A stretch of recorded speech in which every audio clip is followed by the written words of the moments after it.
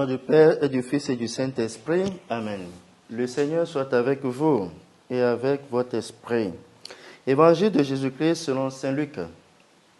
En ce temps-là, Jésus vint à Nazareth où il avait été élevé.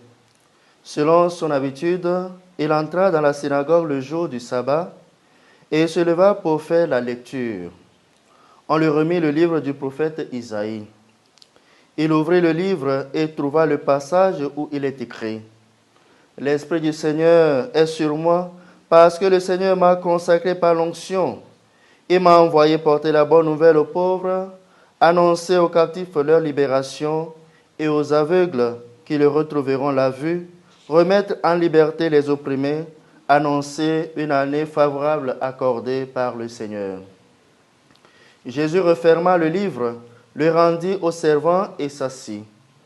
Tous, dans la synagogue, avaient les yeux fixés sur lui. Alors, il se mit à leur dire: « Aujourd'hui s'accomplit ce passage de l'Écriture que vous venez d'entendre. » Tous lui rendaient témoignage et s'étonnaient des paroles de grâce qui sortaient de sa bouche.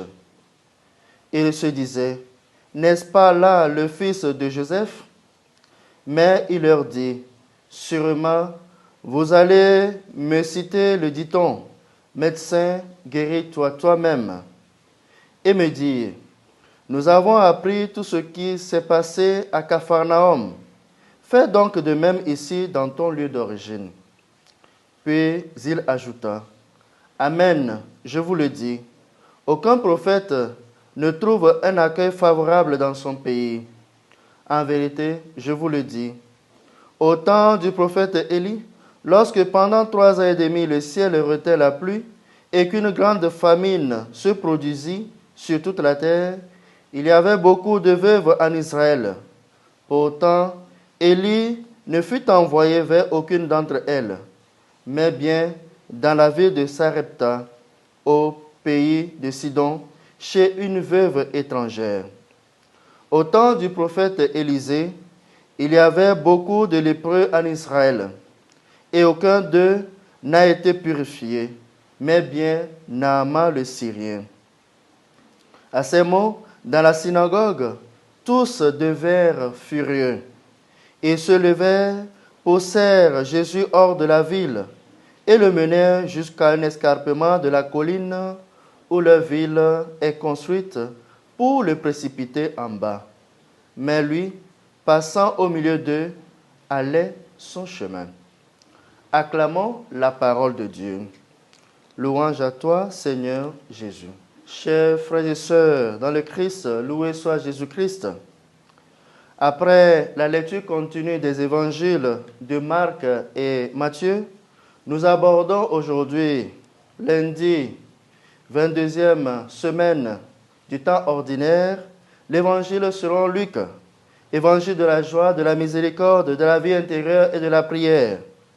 La péricope que nous venons d'écouter fait suite à la tentation de Jésus au désert et se centralise sur les premières paroles publiques de Jésus, qui ne sont qu'une interprétation de la prophétie d'Isaïe au chapitre 61, verset 1. Nous pouvons donc retenir 2 éléments essentiels pour la méditation. Le premier élément, c'est que c'est l'Esprit de Dieu qui nous consacre. L'Esprit de Dieu appelle, nous consacre et nous envoie en mission, tel que dévoilé dans le programme de la mission de Jésus. Il nous appelle à être des porteurs de la bonne nouvelle, des signes d'espérance pour nos frères et sœurs. Frères et sœurs, par ton baptême, par mon baptême, nous sommes appelés à être signes d'espérance pour nos frères et sœurs qui sont autour de nous, à apporter la joie à ceux qui sont méprisés, à libérer ceux qui vivent dans la torpeur. Le deuxième élément, c'est que Jésus n'a pas été accepté par ses propres frères. Il a été rejeté.